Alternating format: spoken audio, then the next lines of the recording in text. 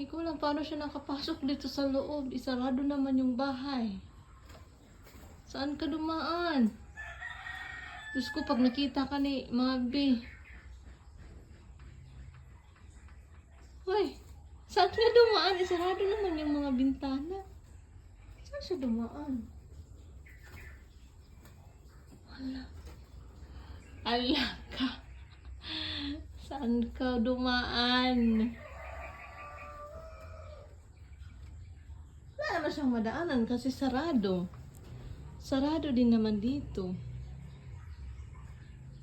Naglakad ka? Ano pa ba? Naloko na. Saan ka dumaan? Paibon, baka paibon-ibon ka lang ha?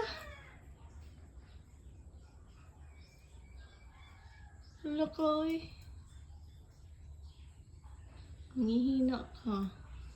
Manghihina yan, kaya di siya makalabas. May stress na siya. Paano siya nakapasok ng bahay? Kaloka.